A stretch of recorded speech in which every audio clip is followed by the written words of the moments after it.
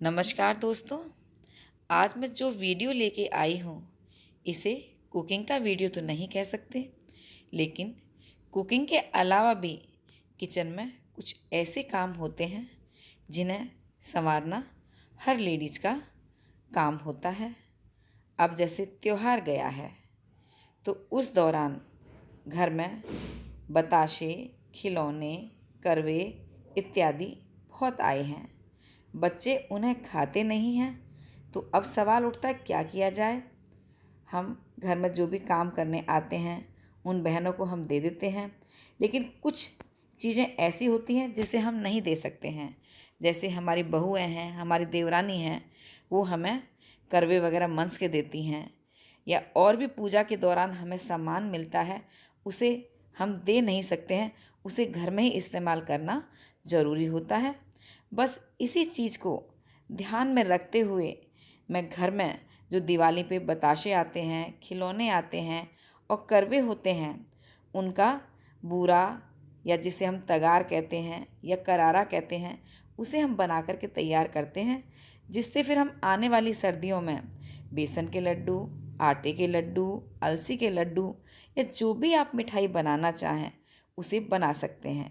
Even मैं तो जो बर्फ़ी वगैरह भी बनाती हूँ तो उसमें चाशनी में इसे इस्तेमाल कर लेती हूँ, क्योंकि दूध चाय में ये चलता नहीं है, क्योंकि इनमें हल्का सोडा होता है तो दूध चाय फटने का डर होता है।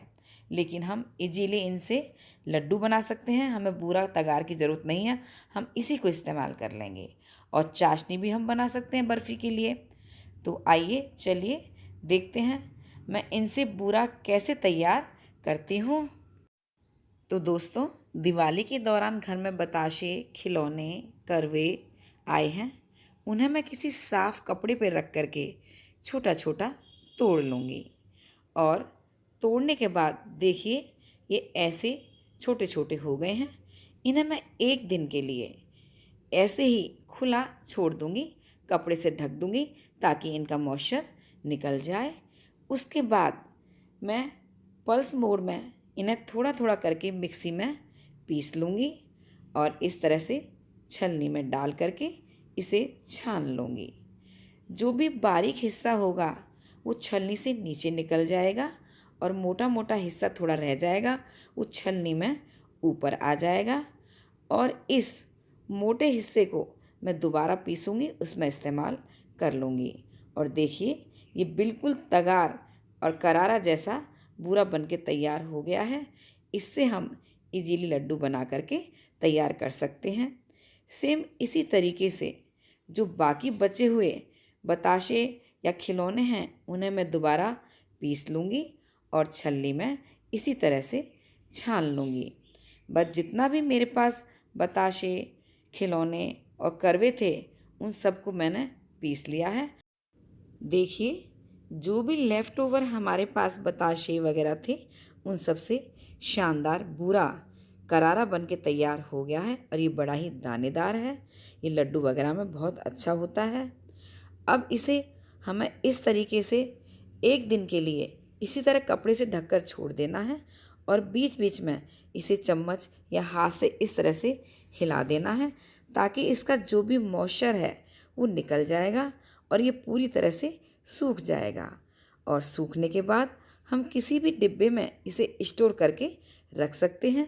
जब कभी हम लड्डू बनाएंगे उसमें इस्तेमाल कर सकते हैं, या हम सूजी का, आटे का या गाजर का कोई भी हलवा बनाएंगे उसमें भी इस्तेमाल कर सकते हैं।